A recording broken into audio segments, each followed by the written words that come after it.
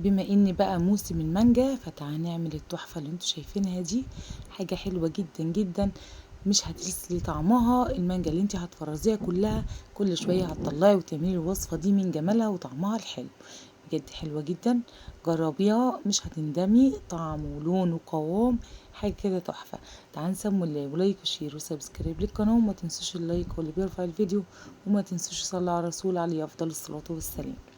معايا هنا مانجتين انقشرهم، ويفضل تكون مانجا زبدة، والمانجا الزبدة حلوة جدا في الوصفة دي لان اللون بتاعها حلو وزاهي كده، مزهزه كده وحلو وفاتح كده، فبينطق الحاجة، فلونها حلو جدا جدا.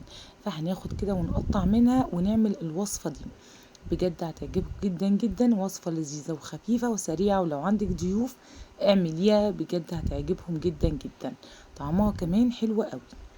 تمام، خلصت كده تقطيع المانجا، وجبت هنا كيس كريم شانتيه وهفضيه في البوله كده. ولو بتحبي الكريم شانتيه اكتر يعني كتير، حطي كيسين. حطيت كده ايه عصير مانجا، وعصير المانجا بيوديها في حتة تانية خالص، بيودي الكريم شانتيه في طعم تاني خالص، بدل الحليب او المية الساقعة. بجد بيغير الطعم، وهتحبيه لو مش بتحبيه. خفقناه بالشكل اللي انتوا شايفينه دوت كده. تمام، وخلاص هو كده تمام. احطه في التلاجة. وهنا معايا كيس جيلي مانجا برضو، ومعايا كوباية من المعصير المانجا. خدت المانجا المكعبات اللي انا عاوزاها، والباقي عملته عصير. تمام، فحطيت عليه على الكريم شانتيه، وهحط كده على الجيلي معانا. هنحط كده العصير كوب ونص كده من العصير المانجا، وهدوبه كويس وارفعه على النار في حاجة ينفع يتحط على النار. وبعد كده هنزله في البولة هنا تاني، واسيبه لما يبرد براحته. تمام، و... ونكمل الوصفة بتاعتنا سهلة وبسيطة، مش هتاخد معاكي حاجة. معايا هنا كيكاية، والكيكاية دي كنت عاملاها، وطبعا احنا عملنا كيكة مع بعض كتير. والخطوات بتاعتها لو عايزين اللينك بتاع الكيكة هنزله لكم في الكومنتات. تمام، بتوزعي كده بالشوكة كده، تعملي فتحات لحد عشان ايه تعملي.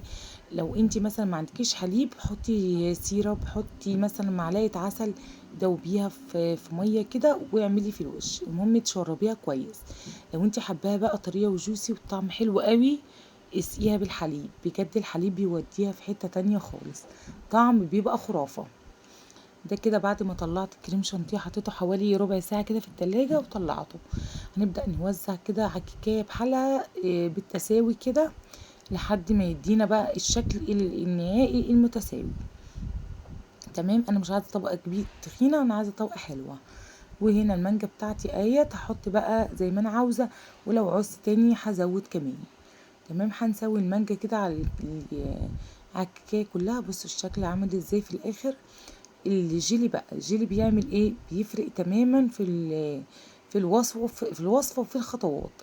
هنا الجيلي بقى بعد ما برد وبدا ان هو يدي قوام كده، هنبدا نوزع كده. اولا الجيلي بيدي لمعه حلوه، بيخليش المانجا تسود او تدبل معاكي.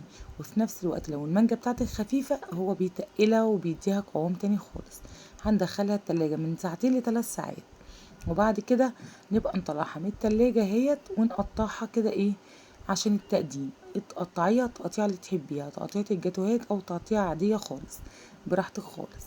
تمام، وانا قطعتها كده بالشكل اللي انتوا شايفينه دوت. حلوة جدا، شكلها كمان حلو، جربوها تعجبكم جدا. مع السلامة.